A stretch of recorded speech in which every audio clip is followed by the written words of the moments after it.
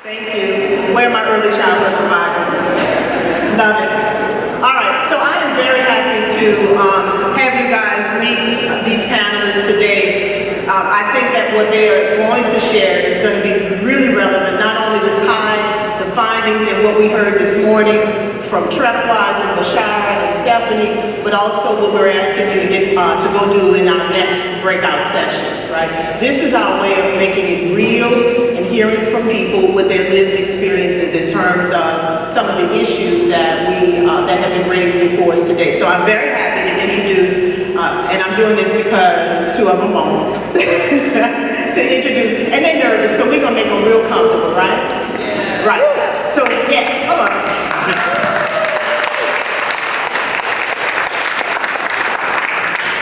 To my immediate left is my sweetheart, Jewel Weber. And Jewel is a participant who went through one of Clover's workforce programs. She is the mother of Bailey. I shared a few moments with her in the hallway last week in the conference room and knew immediately that I wanted her to talk to us on the panel today, and you'll hear why.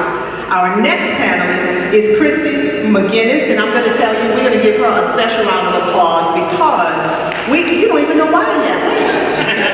Because we had another panelist lined up and work called him in and he was unable to join us. Azeb called Christy this morning and she dropped what she was doing and came to serve on this panel. She will tell you a little bit about herself as we respond. And finally is Andre, and I do have it right up on Andre, is an experienced community organizer and advocate, a formerly incarcerated individual. He founded a nonprofit to assist justice-involved individuals in transitioning to life after prison. With expertise in workforce development and substance abuse counseling, Andre serves as co-chair for the Patient Family Advocacy Committee at Children's Hospital and the Criminal Justice Committee for the Queens NAACP chapter. He is a proud father, I can attest to that. He is also a proud member of Clover's Participant Council. Yeah, shout out to Clover. Co-founder of the Asani Heartbeat Foundation, which promotes reproductive justice. Additionally, Andre founded Dad Accord to support fathers and has led parenthood workshops at community events and universities. His dedication has earned him numerous awards and recognition nationwide. One more round of applause for him.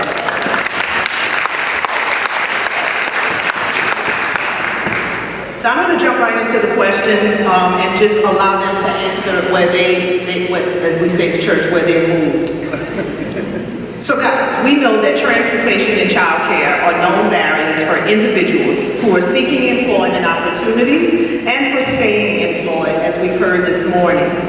In our Where the Worker G&O report, caregiving responsibilities is cited as the second most significant challenge, with 34% of all survey respondents stating their responsibility as a caregiver was very much or somewhat an issue in finding and keeping a good job.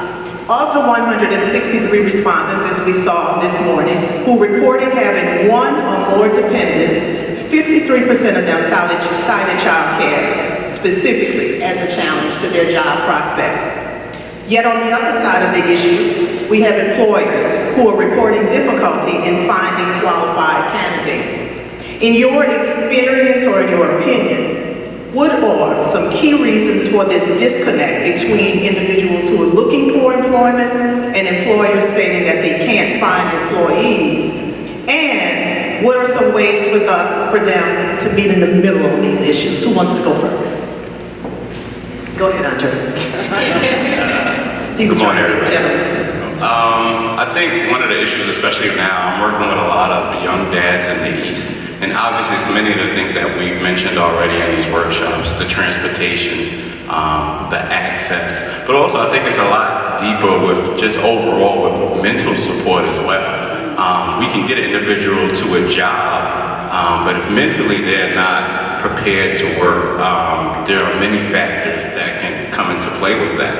And so looking at it from a holistic approach, I think that's one of the major issues. Some of the dads that I engage with are well aware of the fact that they do need employment, that they're looking for employment and things like that. But as we've seen from the last slide, when we're talking about employment opportunities, as a father, I want to go out there and at least know that I can make a dent in what I need to do to provide. And a lot of those job areas, especially in the East, if you've been out there, it's not really one of those places where you have high, in my opinion, high and salary paid jobs. And so that kind of creates a lot of difficulty when I'm trying to provide for not only just me, my family, me, spouse, a child, and then I'm making $13 an hour. And then it's also taking me an hour and a half to get there. It's taking me an hour and a half to get back, and we're talking about the child care piece. So I think that a lot of it is workforce, yes, but a lot of it has to do with policies that we need to push to help support that individual, because those that do go to work are individuals, even though they are employees. Thank you. Did you want to respond to that, Christy? Hey, good morning, I'm Christy. I think my biggest challenge right now, like as we speak, is time. I have to get back to work. So I do have a daughter that go here now, so I got a job before first student thanks to Clover. They helped me get my CDL Class A, but my challenge right now is once I did get the job is timing. That you guys don't accept kids until 7:45. I have to be at school, at work at 5 o'clock in the morning, so my time is valuable, you know, so since I've been working, I've been late, so I think that's my biggest issue. And I have to be back at work at 1:45. My baby don't get out till 3, so I have to be right back at Clover by 12 o'clock. So now she's only at school for 3 hours now. And that's because of my job and dealing with timing. When it comes to CCAP, I feel like even with a job that has paid training, they still ask for 4 check stubs. So that's my next challenge with CCAP. So I don't right now have CCAP. Thanks to Clover, they let me do aftercare on Clover, but when it comes to child care, it's still a challenge. That was my biggest challenge once I did get the job. So now I'm in the middle of letting my baby stay at Clover, taking her out of school. Do I choose to keep my job, or I choose to leave my job and keep her in school? So when it comes to timing, that's my biggest challenge for me as we speak. And if I could reiterate that, I want to say that that's not an uncommon issue. I just had a conversation last week with another parent who's looking to do some work for us around Clover, and because of the transportation issues she's facing, her car has been repossessed. What she talked to me about was taking her kids out of school, and they're not in childcare. These kids are in 1st and 3rd and 4th grade. And the idea that her option is that her kids can't go to school because she can't get them there on time, and the school is penalizing the kids and, you know, looking at her a certain kind of way, for her to feel as though I'm just going to keep them home and work with them myself, we need to have conversations around that. All right. Aligned with national trends, we're seeing an increase of individuals in workforce ages 65 plus. As of July 2024, preliminary 2023 census data showed that Louisiana's share of workers aged 65 and older is slightly higher than the national average at 20%, compared to 18% nationally. That was a 9.5 increase for New Orleans compared to the national average, which was 9.4. All of that to say that the GNO workforce is aging, suggesting a need for reskilling programs to equip older workers with the necessary training for a changing economy. Another significant group in the workplace pipeline are females. Female respondents in our survey were twice as likely to work part-time as their male counterparts because of their family responsibilities. And yet, according to the latest Alice report, 78% of households in Orleans Parish and 73% in Jefferson Parish are headed by single females. That exceeds the national average at 50%. I'm sure Andre could give us a stat on justice-involved individuals that we all need to be talking about as well. The question here is, how can employers be more inclusive and supportive of marginalized groups, such as people of color, single female-headed households, justice-involved citizens, caregivers of elder parents, etc., who face greater barriers to employment, but have the desire and often the required skills and experience. Be specific with your examples. How can they be more supportive of you all? Hi, I'm Jewel. Good afternoon, everybody. Personally, I feel like specific training programs and different workshops and, different accommodations without it being seen as special treatment. Like Christy said, with her time, how can I change my schedule without minimizing my hours and still getting the best possible outcome? That's what I feel like. And I have had jobs that have worked with me with my time schedule, so that I can still be punctual and still, get the proper care for my child and things like that, and take care of whatever I need to take care of outside of work.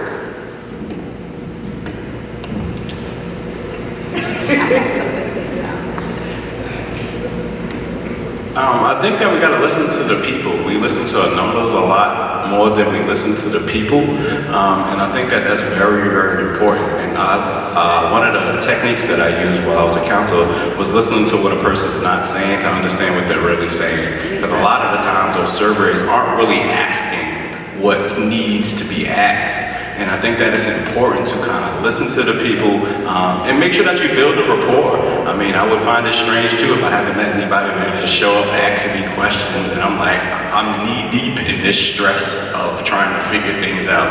And here is more questions where I probably won't even see the results of that, in my opinion. So I also think that, just making sure that we are meeting individuals where they are and not where we think they should be. I think that that's like one of the biggest battles that I've seen in a lot of different things. And being accessible, creating annexes, using those locations. Like I said, in the East, there isn't really a lot going on. We need to have annexes of these training programs in specific areas. A lot of those apartments have community centers and things like that. We need to have development days there. The same way we have development days at our job, we need to have development days for individuals. And so, when I think about that, I think about kind of putting those pieces together. Speaking of that, I see a lot of surveys going around. I got tired of it, to be honest with you, because I didn't see the results of surveys. What on a scale of 1 to 10, how you doing with your household? How you doing, coming back and forth? I'm on E as we speak right now. I'm just being honest with you. And surveys just don't work for me. I gotta get my baby to school every day and it just don't work for me. I don't see no results. So with that being said, I think first and foremost, it needs people that cares. Like when I met Miss Azad, she really cared because I didn't want to do CDL training. She asked me for like 3 months, and to be honest with you, I didn't want to give up what I was doing to get my CDL license. And she kept coming and she kept coming, so I went ahead and I did that. But second of all, I think you guys should know the people as individuals because, the world is changing right now and everybody can't go to work. I'm a single parent, I do it by myself, and I have my own embroidery business. And I feel as though if you guys use you guys' own resources to help people out with their individual needs, I have $1 million embroidery business. You guys know how to get funds and grants. I feel like a lot of moms would do good at what they do best at home. And I think that's another thing too. Like everybody don't have to go to work. It's a lot of people that have catering business. It's a lot of people that have transportation business. If you guys teach those individuals how to get business funding and more with their own business, I think it'll be better for single parents. And that's another thing too, instead of going to work, we can work at home. Thank you. So let's move on a little bit and talk about solutions and opportunities and the future outlook, right? Given what you've heard this morning, what you already know, you guys have done a tremendous job giving us some feedback. What ideas do you have as potential solutions to some of the current workforce challenges that we've been talking about?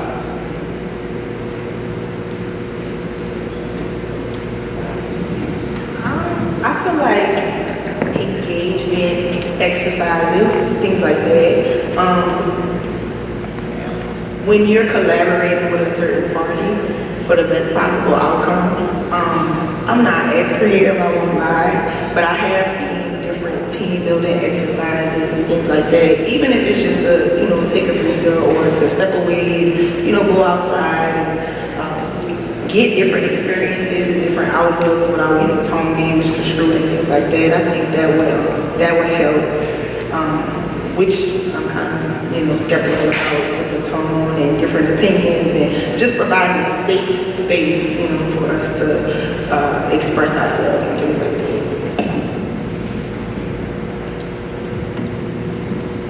I think that, I know there's we need to kind of strategize before individuals leave, even high school. They spend 4 years in high school. There should be no reason why we don't have any internships or apprenticeships during that time. I think that we have a lot of companies that are out here that can kind of share and jump in with that. When I look at these schools after hours are community centers, so we don't have to look to build community centers. We can utilize our resources that we have in those spaces. And also one of the things that I did while I was in New York was I sat down with the shareholders, and we also had Cornell University come in and talk about the myths versus facts from hiring from the justice of all population. And I think that we need that overall, the myth versus facts. There's a lot of things that's being pushed around. People are and it's still the same things. They're lazy, they're this, they're that, and yet we're showing up, we're doing these things. And it has to be more of an intentional streamline. Even when you show up to some of these job resource programs, from point A to point B seems like a very long time for an individual that doesn't even have funds. It even costs to go to an interview. It costs to be ready for an interview. So looking at connecting those pieces, for me is really where it's at. And just in general, building a rapport with these companies and getting them involved. I truly believe that involving our employers more, they can see what they're getting back in those communities. In New York, I worked with one of the hotels and they would comp me a day, a month, and then I would lend that to an individual that was formerly incarcerated to be able to have a time for their family. Just things like that to kind of bring that and give that interest. And guess what? That individual decided he wanted to work for that hotel. So, you never know where these places can lead. Thank you for that. So, along those lines, guys, this convening is in part about us hearing from people in the workforce or people who've been in it or people trying to get in. And so we've been pushing the message today that it's important for collaboration, for us to work together. And I don't think that's just about in our own sector. So it's not just education training providers working together, so on and so forth, but about all of us coming together under one umbrella. So the people who do the training, people who like Clover, who are the nonprofit service providers, and the people who are doing the hiring. What advice would you give to us? We're about to break out into sessions and try to answer 2 questions about what can we do in the greater New Orleans area. What advice can you offer to all of us about how to come together as a collaborative on workforce development? How do we help you and families in our community move forward, do better? Oh, You listen to us. You have panelists. You get out into the community. You listen to understand people who look and live like us. You only learn from experience, honestly. You can only hear myself, Andre, Christy, and that's how you gain your information. That's how you gain your data, not the surveys. I'm on E as well, Christy, with the surveys. I don't feel like they really, help me or the people that look and live like me. So yeah, just listen to the people in the community. That's pretty it. Yeah, I think you should show up, take actions after the surveys. I see a lot of surveys, but I feel like the funding after the surveys come in don't go to the people that did the surveys, that help with the surveys. I think that's the biggest challenge for me that I see. Also, you guys, okay, you guys gotta showing up all the time and not just while you're on the clock. And I think that's another thing when I look at you guys. I think a lot of people do their 9 to 5 and they put on the costume and then after that it be, that's it. But I feel like, let's be real, I need you to be like this 24/7 because I might need somebody to call when I don't have nobody else to call. And I think we need some more angels like Clover staff and Miss Azar. And I think once you guys get inside the communities and see the different things that really goes on and the challenges that really goes on, you know, everybody don't have family to count on. But you guys also have to understand, Clover didn't choose us, we chose Clover. I'm coming away from issue to bring my baby to Clover. You know, you guys have a good staff, and I just want you guys to remember that we need help as well. You know, all the promises and stuff, like, I'm gonna give an example. Beginning of this year, I had gave my input on to help with my light bill. They called me back during the summer, it was too late. So I want you guys to understand, when you guys say something, I need you guys to act on something, and that's all I have to say. Yeah, I mean, exactly what you were just speaking about, the collaborative, the holistic approach, making sure that we have these pieces. I've gone to professional conferences and they have childcare for the individuals that's attending. And I go to these trainings and there's no childcare. So where am I supposed to put my child while I'm training and I'm looking to better myself and things like that? So let's start thinking outside the box. If we're gonna have trainings, we should provide childcare for that 3 hours, the same way as if I'm taking one of these professional trainings. And just utilizing all those resources like she was saying, and collaboration in general, and understanding that an individual have many different needs that need to be met, and we can help prioritize those things. And you know, a goal without a plan is just a wish. I think that we just need to continue to plan this out and make these things happen. And finally, are there things that you have seen either going through trainings or when you get into the workplace that you look at it and you say, now that works, right? Or the things that are encouraging or strategies, things that you've seen that we need to know about that we would enhance or grow upon? Just having a level of certainty. I like to turn to my superiors and know that I can get an answer, or if they don't have an answer, give me a second, I can find an answer for you. You know, I just want to know that what I'm doing makes sense, and what you're doing is going to make sense to me as well. So yeah, I want to be able to turn to you for answers and results. I don't want to be stagnant. I don't want to just stay in the same place.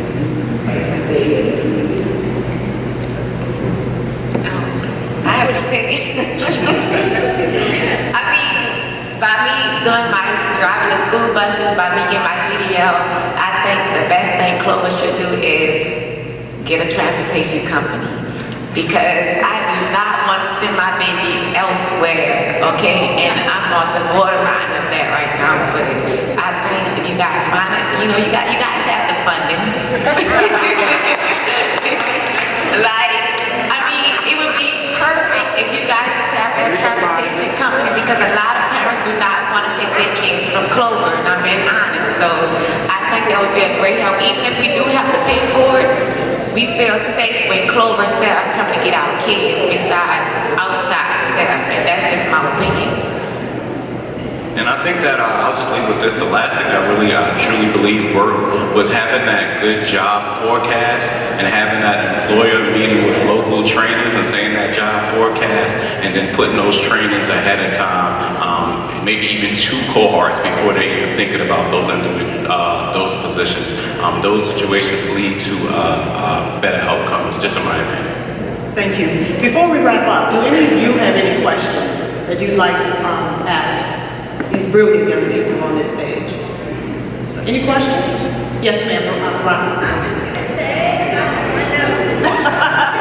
I'm listening, paying attention, and going to work for the library. Thank you for that. Any other questions? Comments? Yes, Patrick. First, thank the panelists for coming in. Great insight.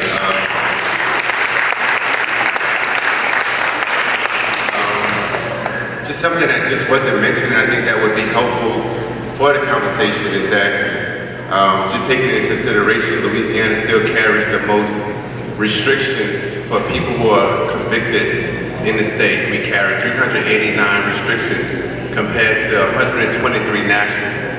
And what that means is, as we balloon, because of the governor's new legislation on youth offenders, making them adult offenders, we're going to increase our prison population by 18,000. And when you increase that by 18,000, and we talk about the school to prison pipeline, we have to create a pipeline from prison to employment. And what that looks like is that even with the fair chance law that was passed in 2021, we still have to find ways to remove some of these barriers to employment, having these employees at the table to find out, well, what are the benefits, what are the federal bonding credits, what are work opportunity tax credits. But also the main thing is that the only bipartisan bill passed underneath the previous Trump administration was the Fair Chance Act. How does that act really help employers remove those risks so that you can hire people with these convictions? Because each month, 250 to 300 people are released each month. Where are you going to go? And if you don't get the opportunity to get employment, then you don't have access to housing, you don't have access to training. So we create a cycle of recidivism. And so ideally, the workers are coming from institutions. We have to find how to get those opportunities available to them when they return. Because they remove probation and parole, they remove some of these benefits and job training programs that you're gonna get inside. So on the outside, we have to be prepared to receive them, but also to provide those services. So I just think it's really important because great report, great discussion, but the reality is, again, we got 250 to 300 people released every month. And we're going to increase that number because, again, now you're charging juveniles as adults, so that increases that number by 18,000. And so it's just a harsh reality that we have to deal with, and I'm glad that we have partners like Delgado who have great training programs, Judge Hunter, the work that they're doing. We have some partners here that do great work, but how do we highlight this immediate fact that we're going to be dealing with because of some of the new legislation that was passed by the governor? Thank you for that, Patrick. Anyone else? Keith? Dr. Lee?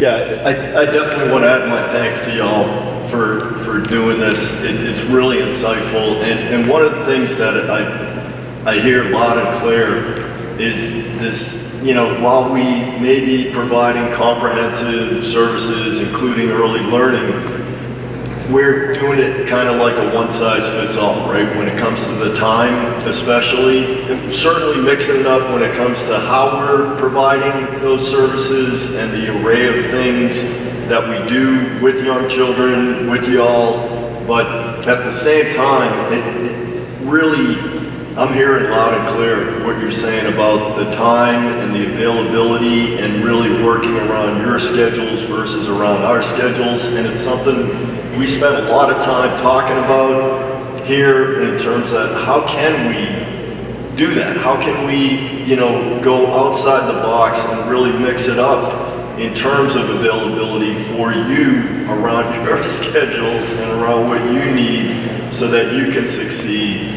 in the ultimate way versus like doing all the workarounds like I hear that you're having to do each and every day.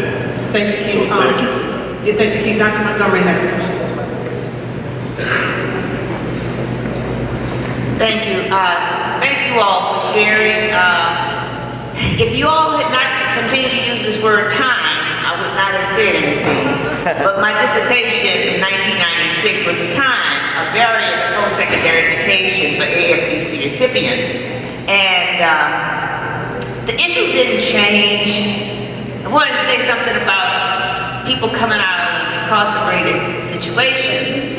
New Orleans is the only community in the state where the Louisiana Community and Technical College does not pay for training of incarcerated individuals. And why do I know that? Because I paid $1 million every year for teachers to be in there. Dr. Tima and I kept fighting against it. And we tried to get it home. And we couldn't. And that is so scary to still have the same conversation. I'm almost, how many years now? 30, 40 years, almost. I'm having the same conversation.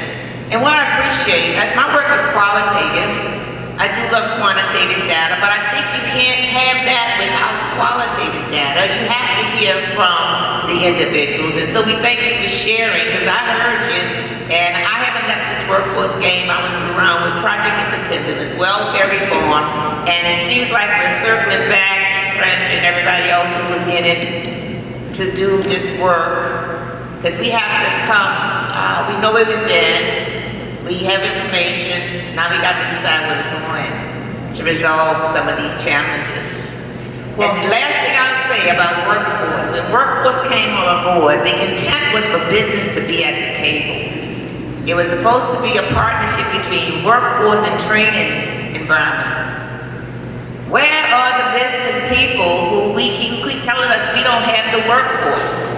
Where is the commitment for business? I stay in this space, and I was recently externally evaluated for a well-known training program in the community, and we only had 2 businesses at the table, and what the experience that business gave the individuals, well, they were smart enough to say, well, we need hazmat equipment. We need PPE.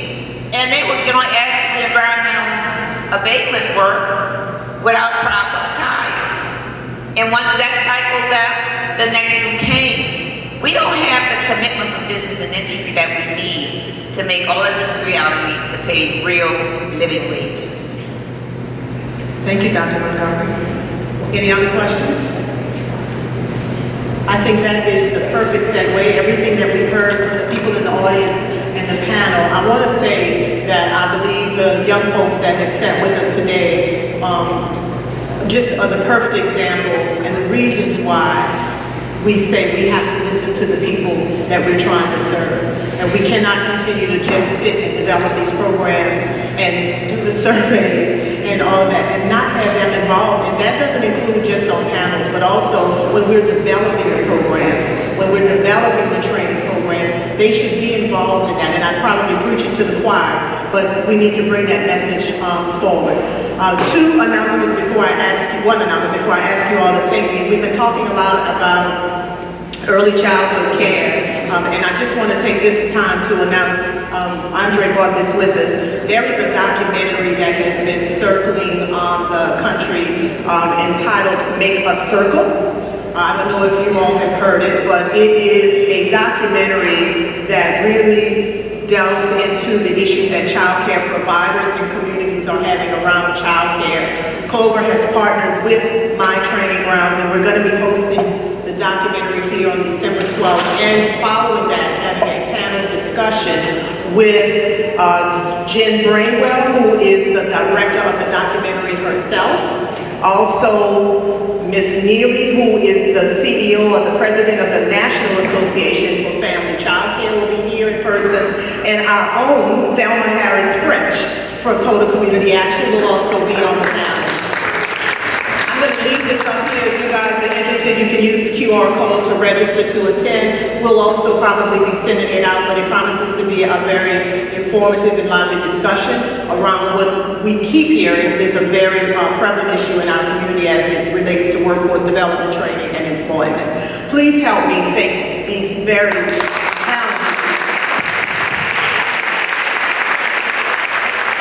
And I'm going to make a commitment in front of all of you to them. I'm not sending out any more surveys. I don't care what Valerie keeps saying, I'm not sending out any more surveys. I am going to call in, email, something, I don't know, I'm going to find a way, but you will see one from @clovernola.org. Thank you all. Toya is coming up to give us instructions now on